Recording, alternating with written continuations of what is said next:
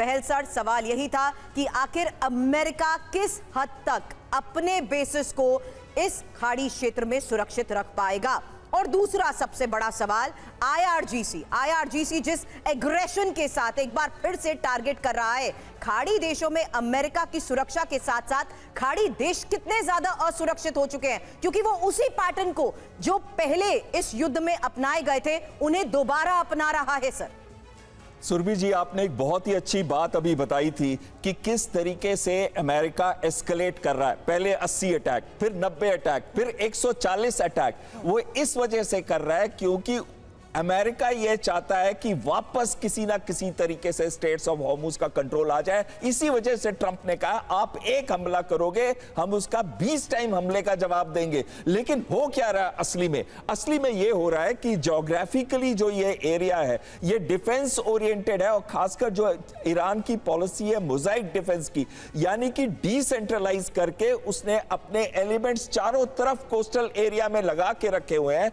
तो कहीं ना कहीं ईरान भी इसको एक्सपैंड कर रहा है कि जितने ज्यादा जो गल्फ स्टेट्स हैं इसके अंदर इन्वॉल्व हो जाए, उससे वो रोकेंगे वापस अमेरिका को। और तेल की कीमतें आप देखिएगा कल के अंदर कहां तक शूट करके जाएंगी। तो ये ऐसी सिचुएशन बन रही है कि अमेरिका दोनों साइड से फंसा हुआ है। लेकिन जो सबसे महत्वपूर्ण बात यह आती है कि क्या अमेरिका स्ट्रेट्स ऑफ हॉर्मुज के ऊपर अपना कंट्रोल वापस ले पाएगा, जैसे पहले होता था जहां पे शिप्स आराम से जा सकते थे।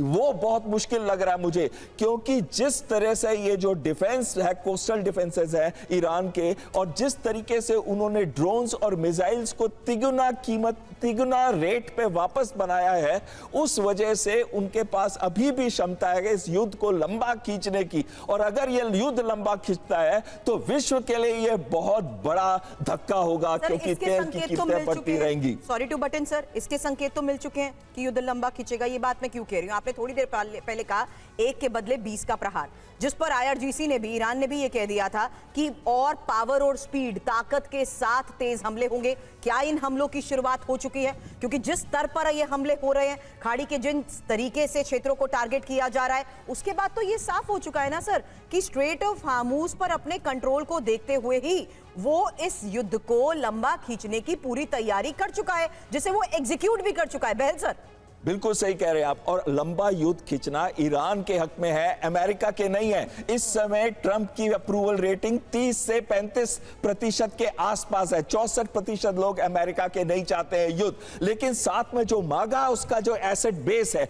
वो मागा के अंदर 50% चाहते हैं कि युद्ध चलता रहे। और इस वजह से ट्रंप दोनों साइड से फंसे हुए हैं। लेकिन यह तो जरूर है कि आने वाले मिड टर्म इलेक्शंस के अंदर ट्रंप की पार्टी का बुरा हाल होने वाला है। उनका जो कांग्रेस है वो तो जाएगी। मुझे यह भी लगता है कि सेनेट भी जा सकती है। और इस वजह से ट्रंप युद्ध को खींचना चाहते हैं अभी, लेकिन ज्यादा देर तक खींचना नहीं चाहते। वो सोच रहे हैं कि जिस तरीके से वो एस्केलेट कर रहे हैं तो ईरान दब जाएगा। ईरान दबेगा नहीं, उनको ईरान की हिस्ट्री समझनी चाहिए। और जितना ये युद्ध खींचेगा उतना ही ट्रंप की मुश्किलें बढ़ती रहेंगी।